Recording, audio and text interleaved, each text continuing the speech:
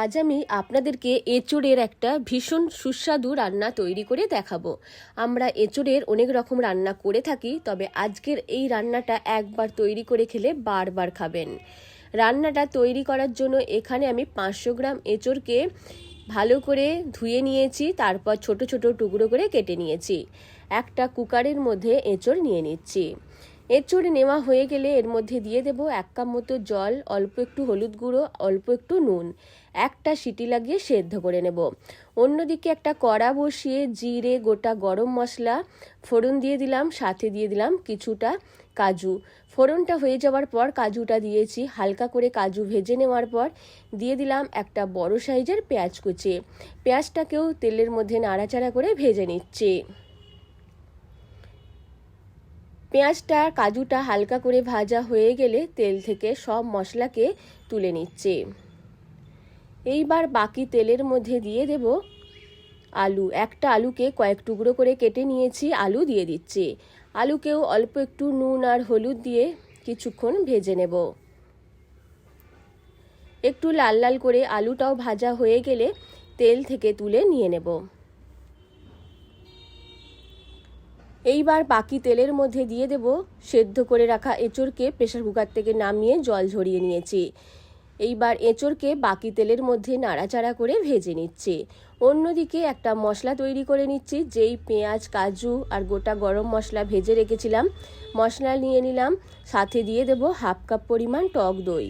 দই দিয়ে একটা মশলার পেস্ট তৈরি করে নিয়েছি। অন্যদিকে এঁচোড় ভাজা হয়ে গেছে, কড়া থেকে এঁচোড়কে আমি তুলে নিয়ে নেব। আমি এখানে এঁচোড়কে একটু ছোট ছোট টুকরো করে কেটে নিয়েছি, আপনারা চাইলে একটু বড় টুকরো করেও কাটতে পারেন।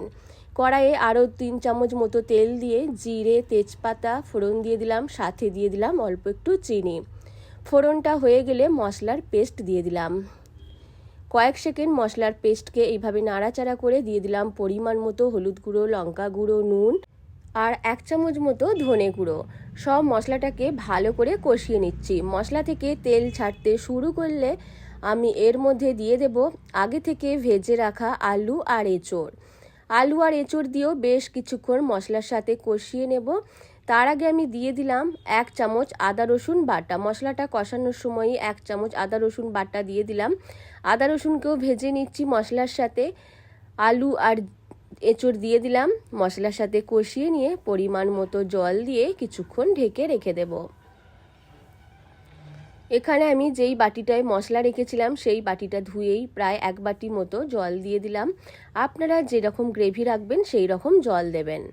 সব কিছুকে ভালো করে মিশিয়ে 10 মিনিটের জন্য ঢেকে রেখে দেব। সব থেকে সেরা স্বাদের সুস্বাদু এঁচোড় রান্না করতে চাইলে অবশ্যই এইভাবে রান্নাটা তৈরি করে দেখবেন। পেঁয়াজ বাটা, কাজু বাটা আর টক দই দেওয়ার জন্য এর রান্না খুব টেস্ট হয়। একবার তৈরি করে খেলে বারবার তৈরি করে খেতে ইচ্ছা করবে। ঢাকনাটা খুলে দিয়েছি, সব কিছু খুব ভালোভাবে সেদ্ধ হয়ে গেছে। আমি এইবার ওপর থেকে গরম মশলার গুঁড়ো আর অল্প একটু ঘি দিয়ে দেব। তাহলেই তৈরি হয়ে যাবে সেরা স্বাদের এঁচোড়ের একটি রান্না, যা ভাত, রুটি, পরোটা সবার সাথেই খেতে দারুণ লাগবে। ঘিটা দেওয়ার পর আর গরম মশলা দেওয়ার পর 1 মিনিটের জন্য গ্যাস অফ করে ঢেকে রেখেছিলাম, তাহলে গন্ধটা খুব ভালো আসে। এইবার অন্য একটা পাত্রের মধ্যে নিয়ে নিচ্ছি।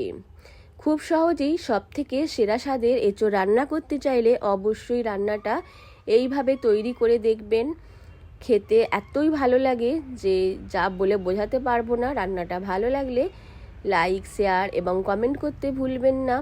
আর আমার থেকে আমার নিত্য নতুন রেসিপি পাওয়ার জন্য আমার চ্যানেলটিকেও সাবস্ক্রাইব করতে ভুলবেন না।